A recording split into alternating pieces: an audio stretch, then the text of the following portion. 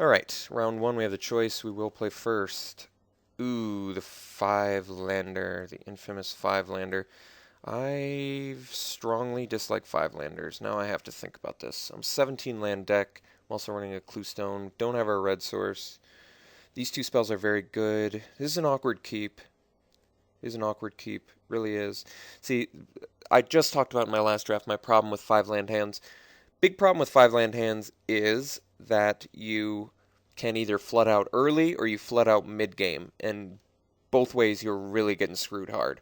Because if let's say I draw four spells in the first four turns of this game, and I manage to just, start capitalizing early, and then I start flooding after my first four turns, you can just lose if they have, if they have the right combination of cards. God, this is a really, I really strongly dislike keeping five landers, but I think this one is at the spot where I want to keep it. I know that seems stupid, but having a 3/4 drop and this one is just so powerful, I think I'm going to keep it. I'm a little disappointed with this keep, but I think this is like bare minimum good enough to keep. God, that's tough.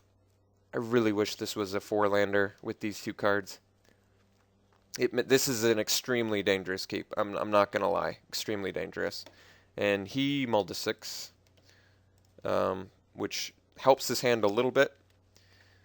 But, yeah, I no doubt, tremendously risky keep that I just did here. Looks like we're probably going to be opening with the Drakewing. Makes more sense.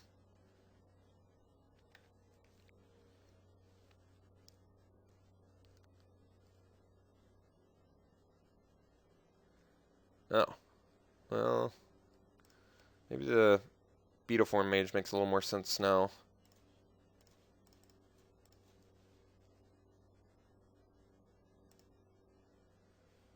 Next turn I can do Familiar plus Drakewing. That's pretty good.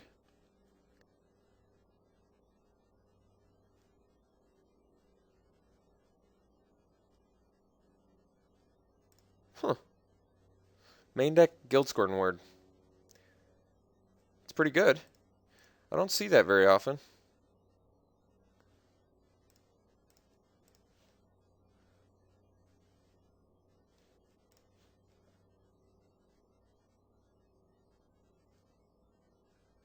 Well, now I guess the Moss Dog makes more sense, because we can actually swing in on the Imp, even with the Guildscorn Ward.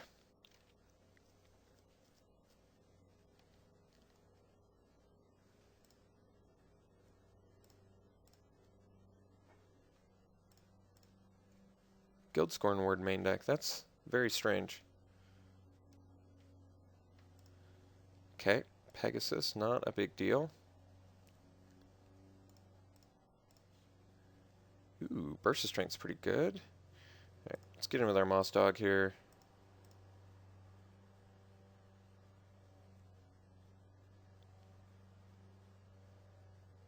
Interesting block. It's a pretty fascinating block for him there. Don't have to show our red source just yet, so for now we'll drop our Drakewing and our Judge's Familiar. Actually, Judge's Familiar feels pretty good here. A lot of times people forget about it, myself included, when I control it, so I do have to sort of try and pay close attention to it. This is a very, very bizarre Orzhov deck. I'm seeing Guildscorn Ward, Train Caracol. Concordia Pegasus is actually a lot better in full block, I think, than it was before. But yes, a lot of strange picks here. Okay. It's interesting.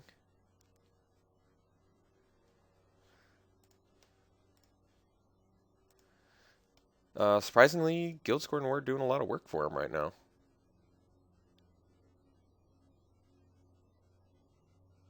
Hope it's a spell where he taps out. Maze Sentinel. It's pretty interesting. So just need an out for that Imp, and then we're pretty good. Well, that works.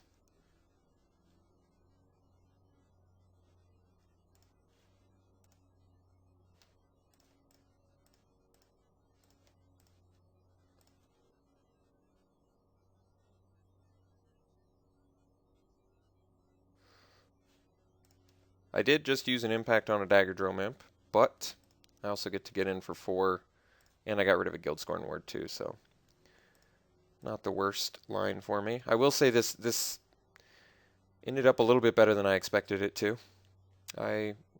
We were running some risks. That's a pretty good drop for him. We were running some risks there, but now he's got quite a bit of damage that he has to get through here. Quite a bit of damage. Wow, Zertos Wine too.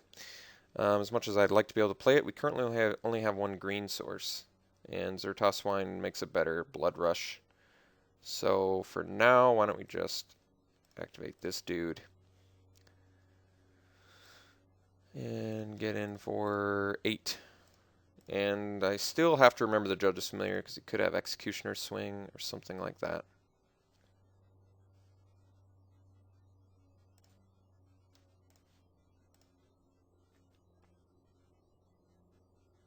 I will counter Executioner's Swing. Okay.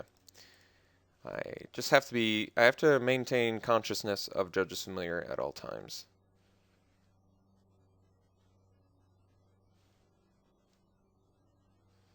What do we got? Something huge.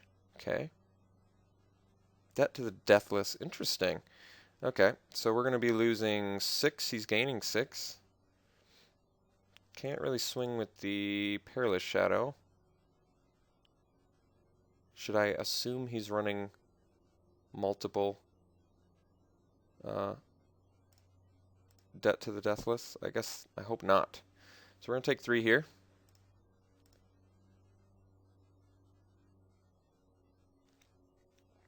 Oh wait, after I just said I have to be conscious of my Judge's Familiar. So stupid. Completely forgot again. So funny. I'm like notorious, and other people are too, for forgetting Judge's Familiar. I don't know why. I don't know why. I really don't. But it's just one of those things where like if you've noticed this entire time I was talking about it and I still forgot it. Like this whole match I've been talking about Judge's Familiar and I just forgot it. So it's like I don't understand what my issue is with this card, but I just cannot for the life of me remember to use it. I just cannot.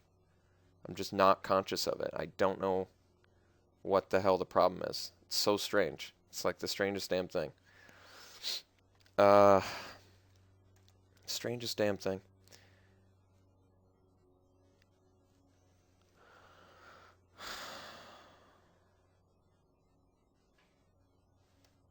Alright, just activate.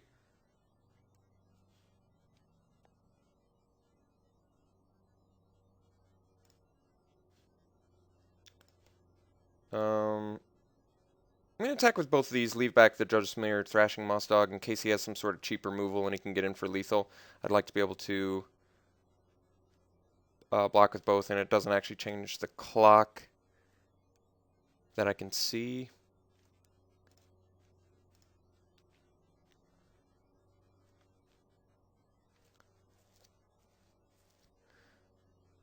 It's so funny that I forgot the Judge's Familiar, talking about it the whole game.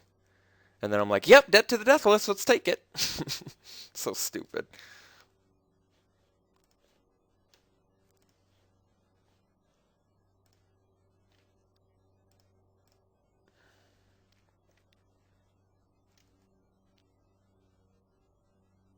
He has to leave 4 mana up to even kill the Moss Dog with the Perilous Shadow. So that's good. That's kind of funny. It actually works with Perilous Shadow. This guy's deck is one that I definitely should not lose against. I really have no right to lose against this deck.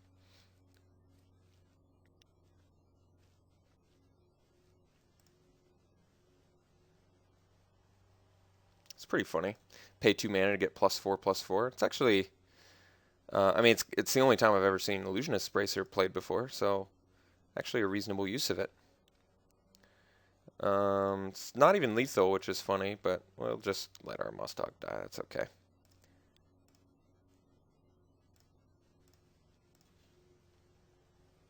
Alright.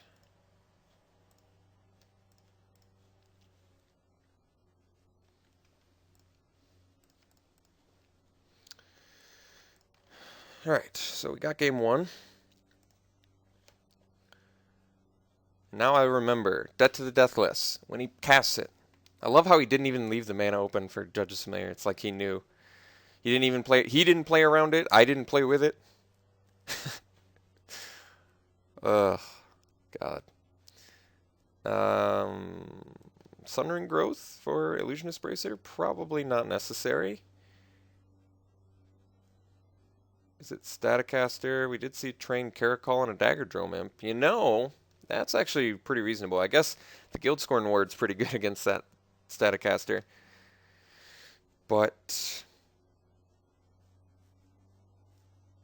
I'm actually going to try it. If he's playing weirdo X1s like that, let's give it a try.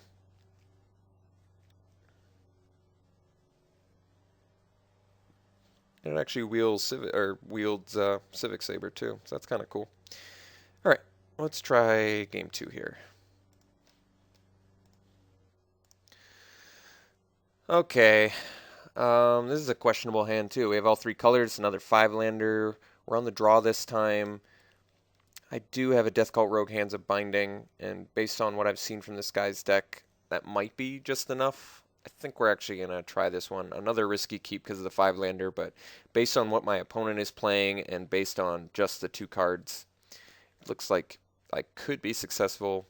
But once again, I'm risking some Omega Flood here, but we're going to go for it.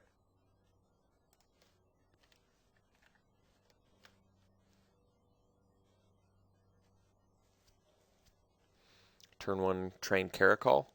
That's kind of what I'm expecting. Turn 1 Guildgate. We also have a Guildgate.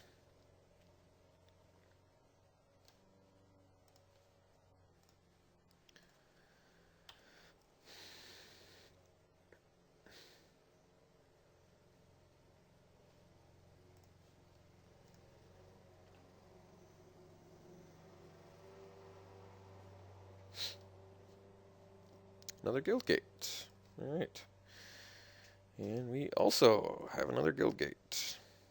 Alright, that was actually a legit draw.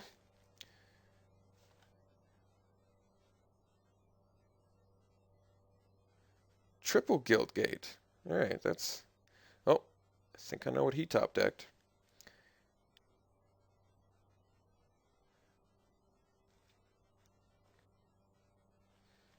Two out of our 3 draws have been lands, but we may be able to make just this little engine we currently have work.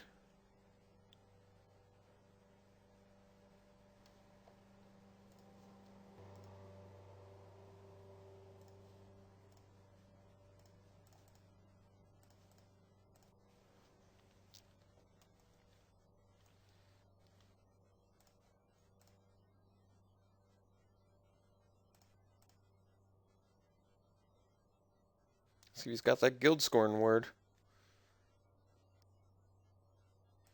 Seller. Okay. It's not too bad.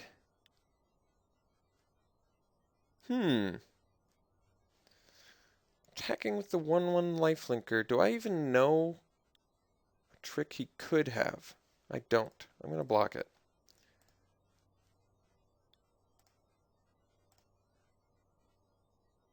Alright, my opponent possibly intoxicated? Not exactly sure. I think he might be drunk. There's a reasonable chance my opponent is a drunk person.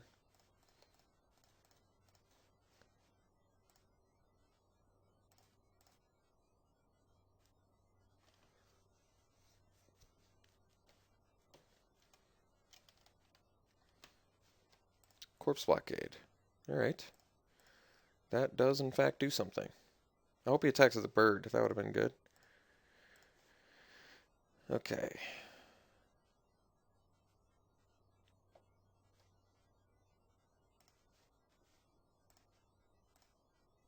Let's get in with a rogue. Drop the Rune Wing. And pass.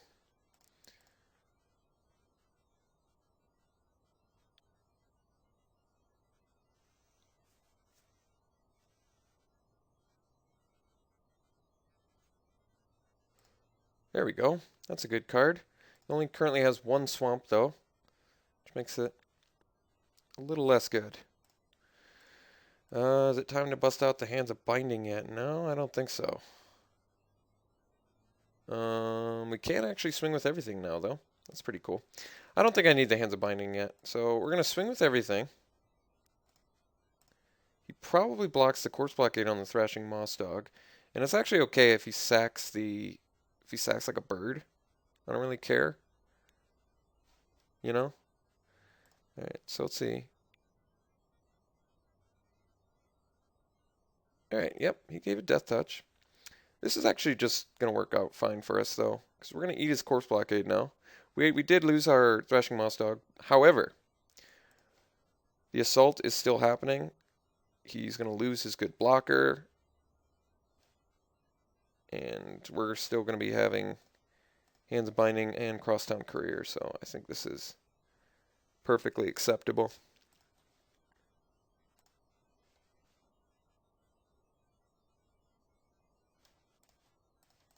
And we can still block his Crypt Ghast on the backswing, so all in all, I would say that was a pretty good turn for us, since now we can put this on him or him and get in for a lot of damage.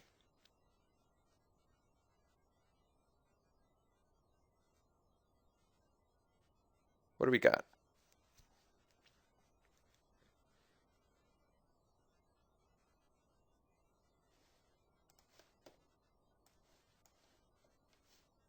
Maze Abomination. That's a good card.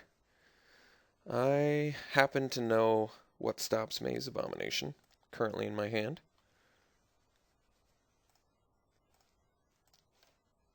Wow, Blastogenius too. That's pretty good.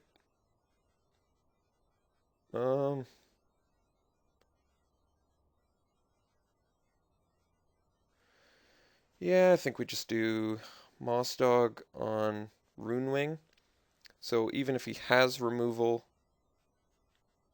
he has to do it on something that draws me a card. I guess he is in colors that would have Edict, but he also is in a color that might have Rogues. Let's do it on the Runewing.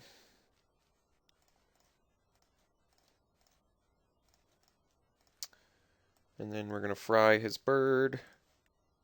Sounds a little bit dirty.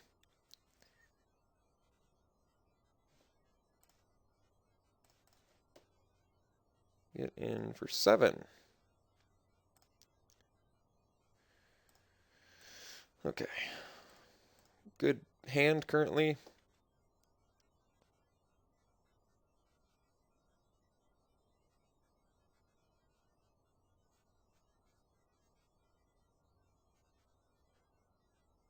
Terrace Worm.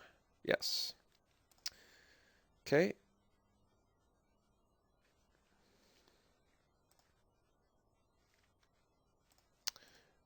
Based on our hand, our opponent is still most certainly dead.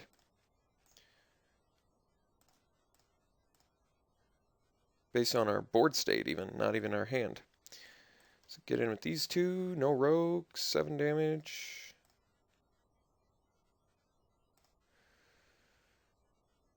Alright, sniped match 1. This guy's deck was pretty weak overall, so